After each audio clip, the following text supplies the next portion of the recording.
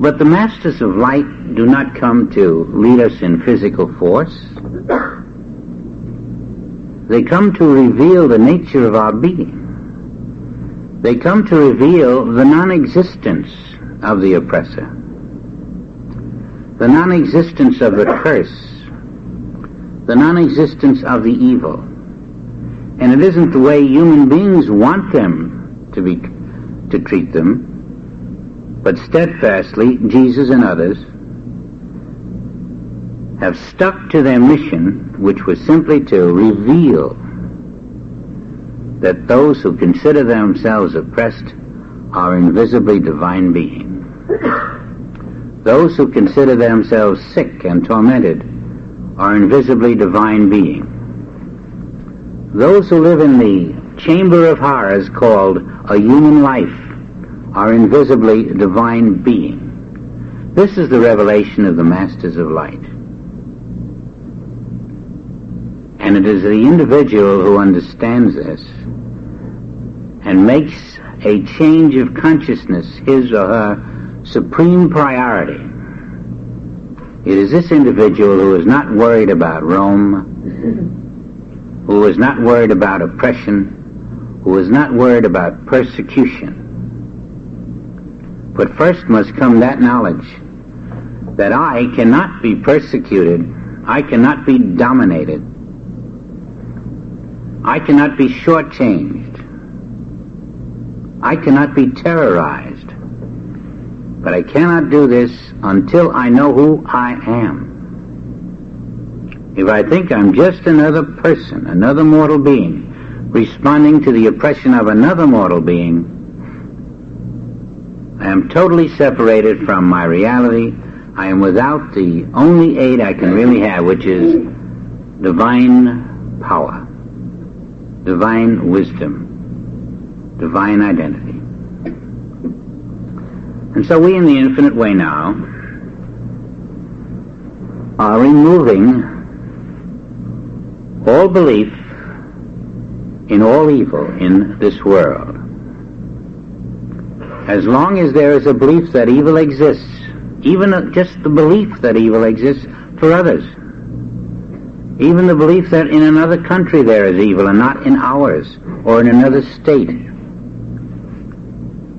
in that belief that evil exists, you are denying the omnipresence of the Father. You are letting your sense mind persuade you that God is not omnipresent, that the power of God is not omnipotent, that the wisdom of God is not omniscient, and you have fallen prey to that very divine substance called the world mind, which makes you a victim of the very evils you accept to exist.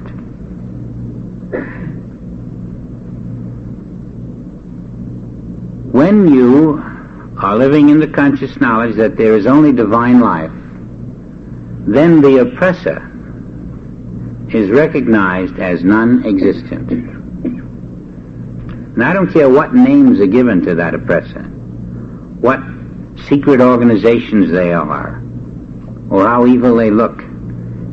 If they contain no divine life, they do not exist. And in the knowledge of their non-existence, you must continue further and know that where they seem to be, only your divine life is. I may be repeating and overstressing, but it is necessary to complete the full cycle of awareness within ourselves that we are not the victims but the masters. As long as we are aware of the presence of our Father everywhere and the presence of our Father's life everywhere and our Father's love everywhere, no matter what the appearance may be. Now I hope then that I am talking to my own divine life. and that it sits in a chair, looking as a friend, a student, a man, a woman. But neither male nor female is there, only divine life. And if you will think back to your childhood,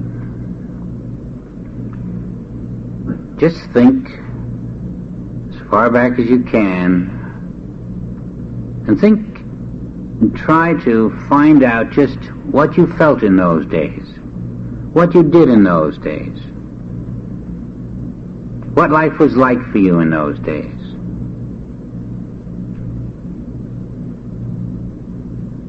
You make an interesting discovery.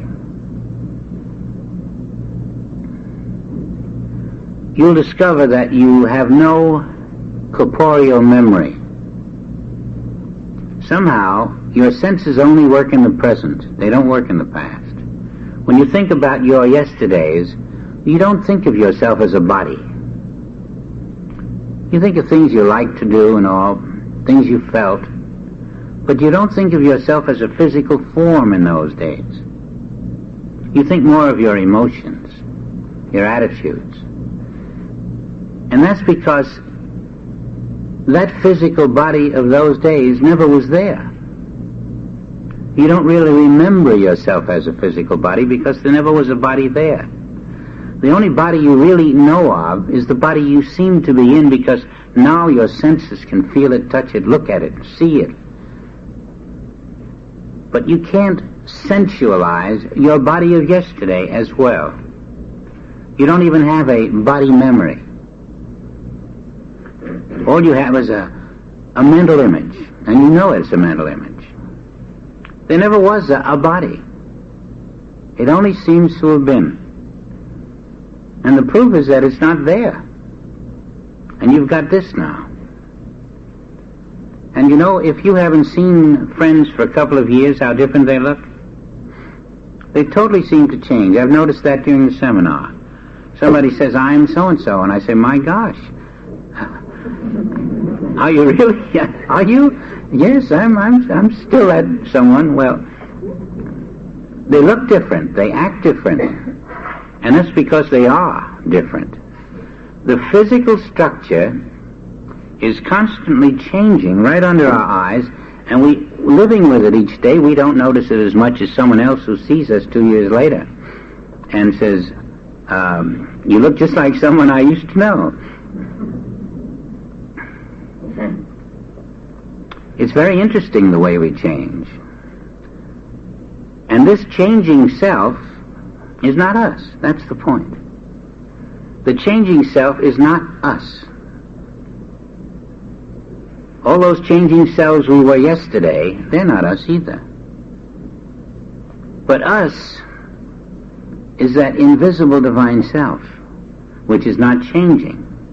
And the change that occurs in what seems to be us is our changing concepts and our different relationship to the world mind or to the divine mind. Our shifting relationship to divine consciousness or world consciousness determines the changes in our appearance, our thoughts, our feelings, and our experiences. We're really not too aware of the fact that these changes that come about would not come about the way they do if we were living more in our divinity. And then when you see a friend who has been doing that, you notice that the changes in them are slightly different than the changes in others. There's something a little more suggestive of spirit in their appearance.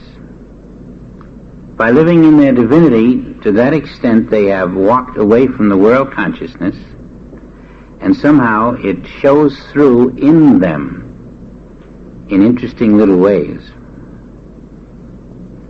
A different face, a different walk, a different style, a different grace, a different attitude, a different way of seeing things and talking, and an absence of fear in their face. You notice all of these things. And you feel them to some degree in yourself. Now take yourself, take fear. how close are we to stark fear as compared to when we were 15 or 20 years younger in human years? Do you remember when fear was a very high potential in your life? And do you remember when you first came through an experience in which you found you dominated fear? It didn't strike you in such a way that you began to palpitate at some threat of some kind? And then what did that? And finally, are you now in a state where you think you are still susceptible to fear? Well, when you are in divine life, what can you fear? And so, in a sense, your state of fear will determine, or rather be a measuring stick of the degree to which you have attained knowledge of your own divine life. Your own divine life does not fear anything. Because, you see, that which divine life would fear would have to exist. And because divine life is all, what can divine life fear? And when you're fearing, you are still in a state of thinking, or being persuaded to think, that there is something beside divine life.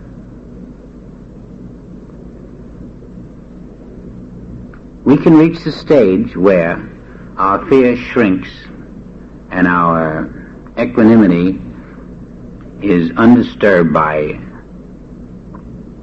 those human conditions which make us jump out of our clothes when we're in a human state of consciousness.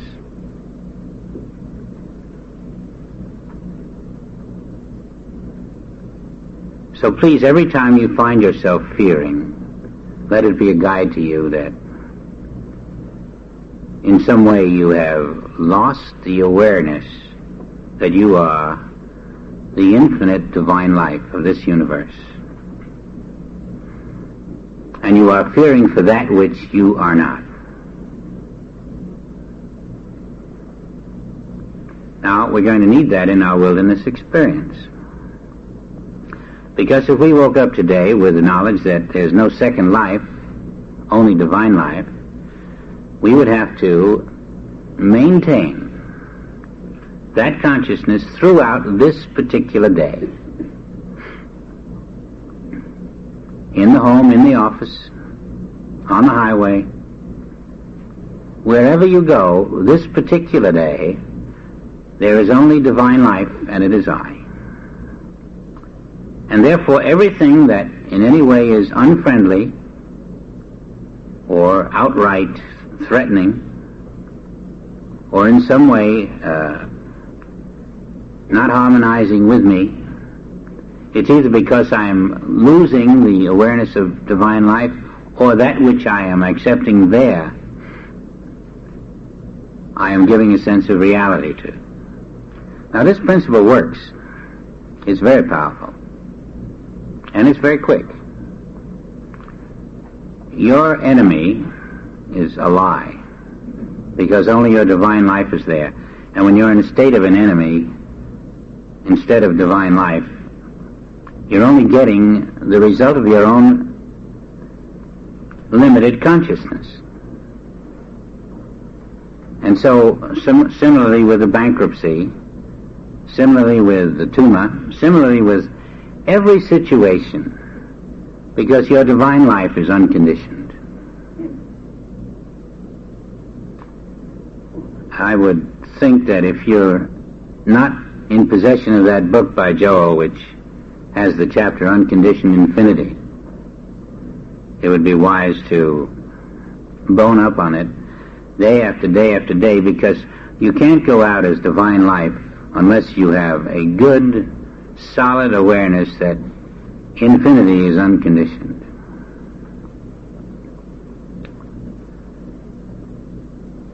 Unconditioned infinity is the nature of the kingdom around you. And that's because divine life is unconditioned and divine life is infinite. And so when Joel writes about unconditioned infinity, he's writing about divine life. Because that's what it is, unconditioned infinity. But I am that divine life. And my life is unconditioned and it is infinite. And therefore, what is outside of that? Is there anything external to infinity, to divine infinity? No. Is there a war anywhere in this world to you if you are in divine life? Or is there a world consciousness of war which you recognize? Are you worrying about your son being drafted in case of that war spreading? Are you worrying what happens when the world goes half mad? Then you're not worrying about the truth. You're worrying about that which has no existence because only divine life is there. This must become a day-in, day-out awareness, and let it stretch out to every so-called condition that in any way affects your experience that day. There is no second life, only divine life. There is no second creator, only the one divine creator called God.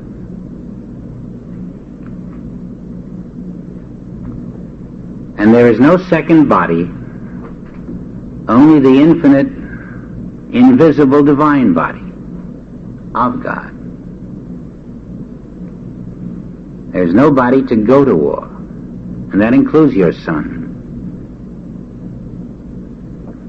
Include your son in the divine body, but include my son too, and everyone's son, because it is one infinite divine body. And this consciousness of one infinite divine body will have an effect on the so-called death or susceptibility to death of other individuals.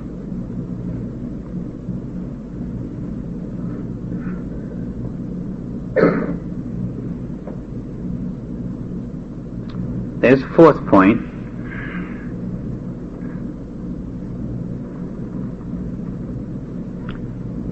There is no second consciousness. Last night we talked of there being one infinite consciousness, only one. Now that consciousness is running its universe, and it is running it perfectly. There is no second consciousness to run it imperfectly. So either you're aligned with the one perfect consciousness, or you are persuaded that there is a second. And the world mind loves people who believe there's a second. That's the vulnerable Achilles heel that it attacks. Your belief that there is another consciousness than God is the gap which is attacked by the world mind.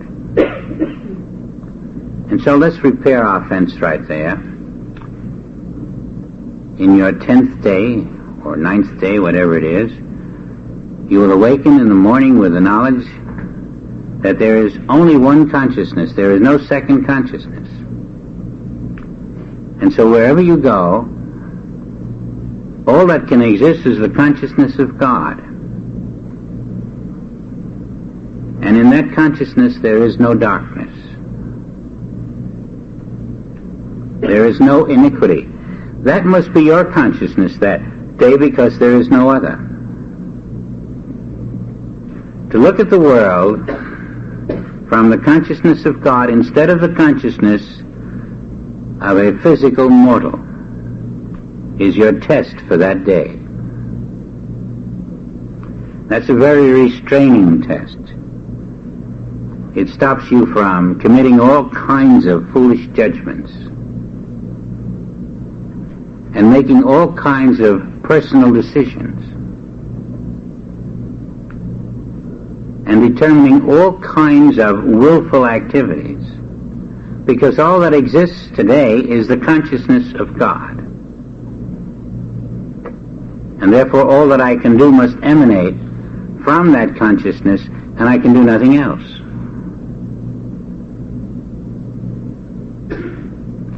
On such a day, you will not make one single mistake.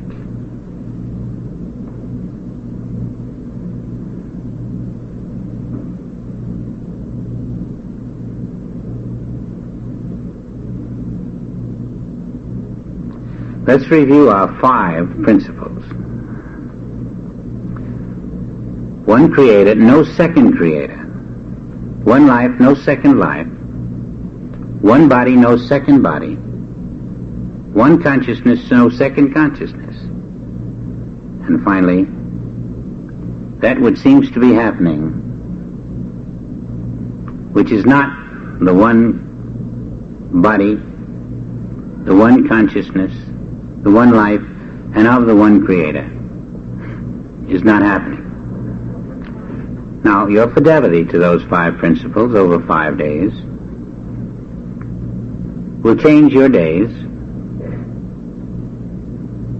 enough so that as you go into the 5 days after that, you'll find these principles, by then there will be 10, these principles will be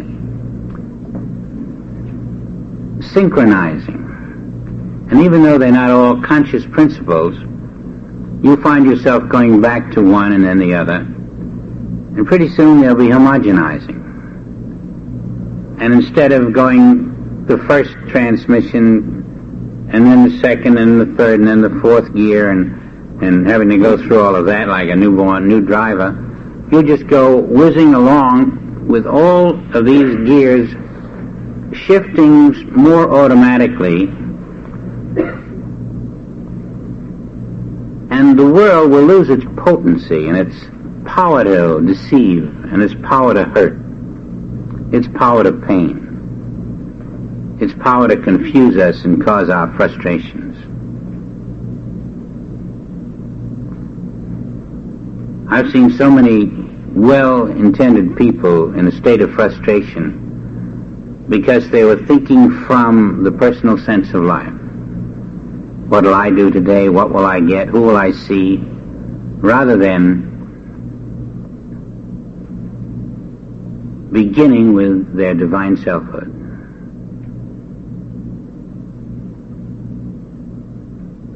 And they do change. They change beautifully and dramatically.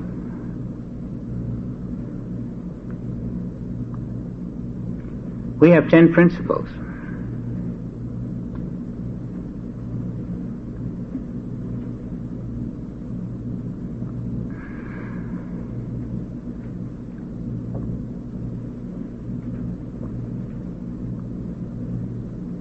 If we can meditate now on the existence of divine life where you stand, please include in it the knowledge that the divine life where I am has no second.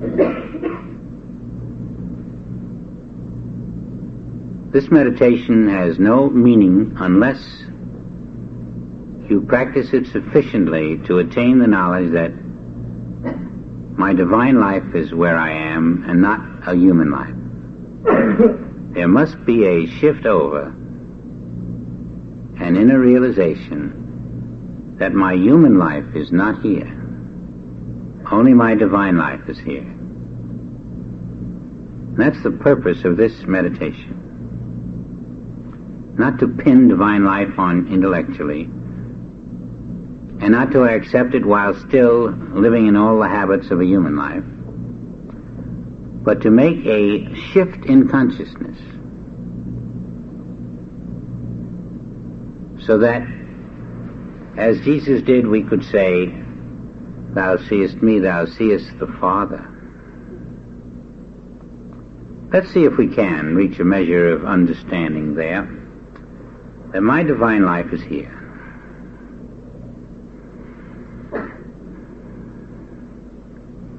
and try to find some evidence for that.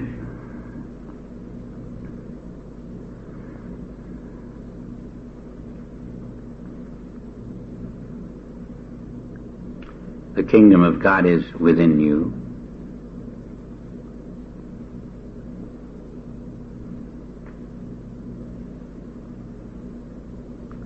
The Father within me doeth the works.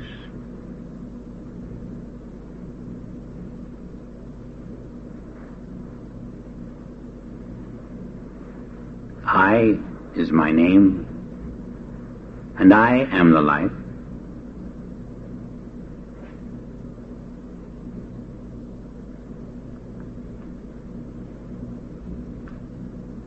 The life of God has never stopped being your life, even when you were unaware of it and running off as a prodigal in another life.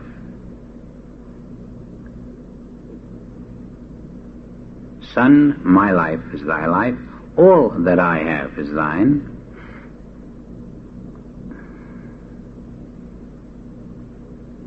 The life of God is right where you seem to be. And that life is who you are. I am the life of God.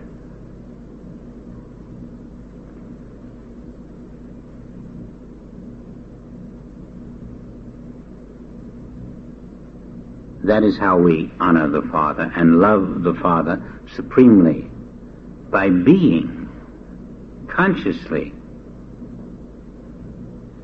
devoted to living in that life, as that life, letting the Father's life express as the only life you will acknowledge. In all thy ways acknowledge me.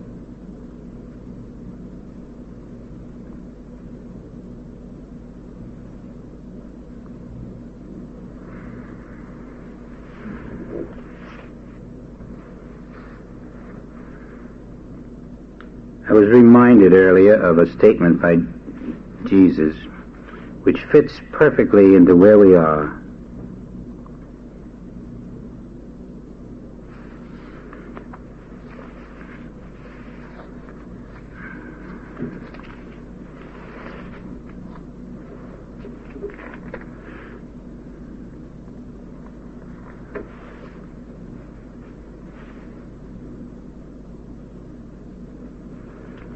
Father, I will that they also, whom thou hast given me, be with me where I am, that they may behold my glory, which thou hast given me. For thou lovest me before the foundations of the world. I would that they be with me, and that with me. Where was he? And are we included in that statement? I wouldst that they be with me. Where is the Christ? And how can we be with the Christ?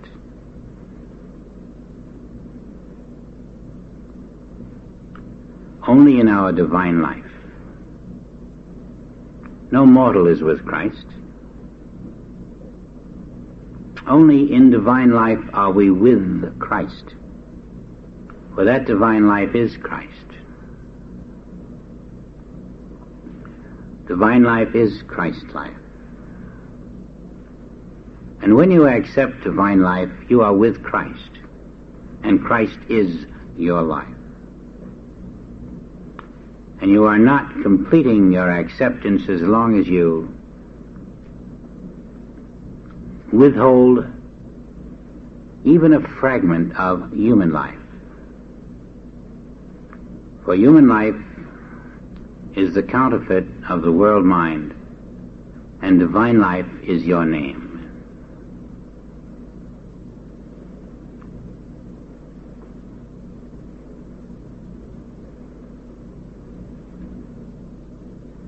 all of the ills of human life are completely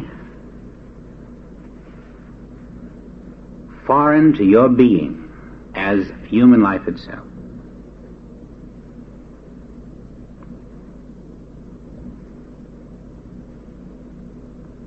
Every ill must be seen to be a suggestion which expresses in your experience only because of your unconscious acceptance of a human life. When you consciously recognize human life to be an impostor, and consciously step out of the belief in the existence of human life, you are awakening from the dream. And in that awakening, your divine life is found to be right where you are, functioning perfectly, immaculate, unto eternity. That is another life, and it is not attained by dying physically. It is attained by the death of mortal sense. And that is the death that Jesus taught, and that is how he abolished death. The death of mortal sense is the trapdoor to divine life, which is eternal and is not in the future. It is not attained by a succession of tomorrows. It is here in the now of being. I am eternal life, divine life, perfect life, infinite life.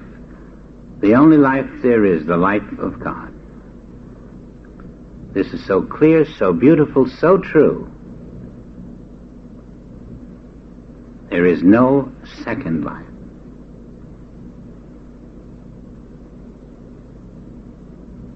And that is why we learn how to die in order to live. We do not die physically. We die to the false sense of life, that we may live. That is why we are told to lose our life, that we may find our life. We lose the mortal sense of life. We accept the immortal life, which is without beginning or end, and without impediment. Now, the deepening of that consciousness is the only protection you need against any evil this world can throw at you.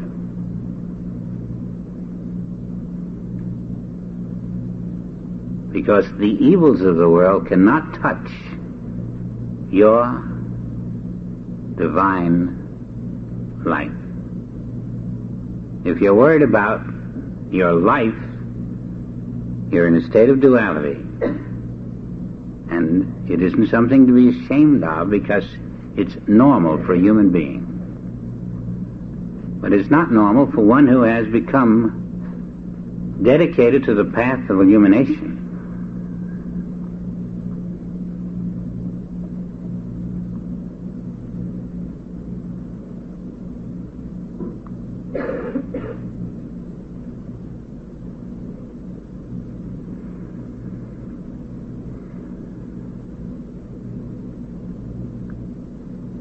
You will discover, too, that this life is the only salvation.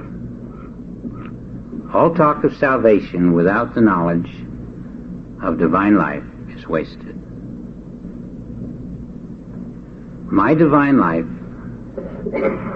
is my salvation.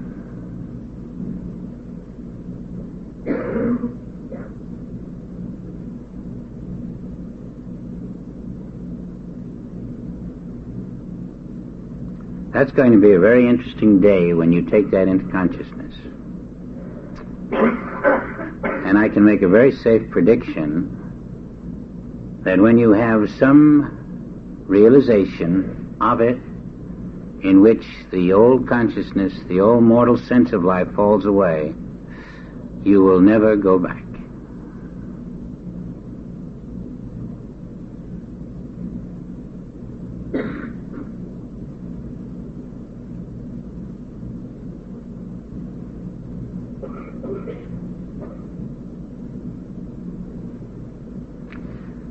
The bottom line of all mystical teaching, then, is divine birth accepted. And the way to accept it is by dying to live. You will find that in another passage that I think we must cover. In Matthew 16, just the 21st verse.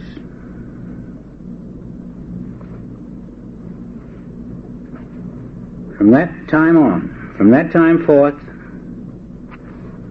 began Jesus to show unto his disciples how that he must go unto Jerusalem and suffer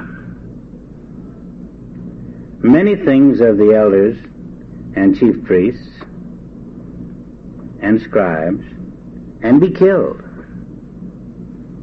and be raised again the third day.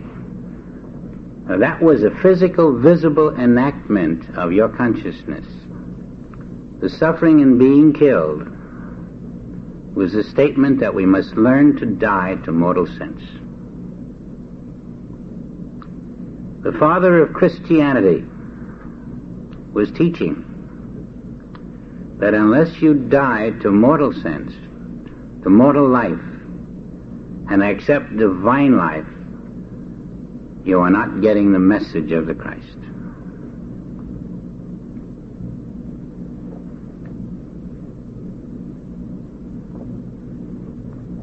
And his disciples followed. And each of us has the privilege of being one of those disciples.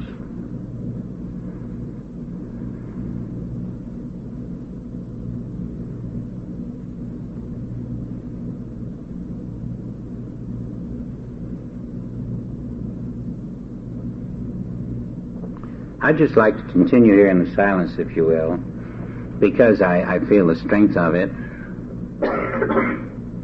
the gentle power of it, and the pulse.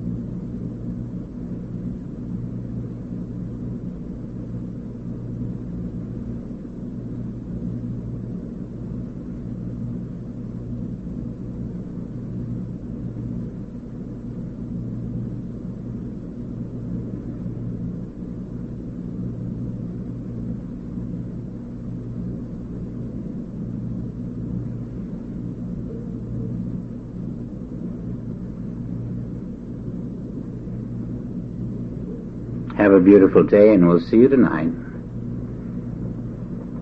in oneness.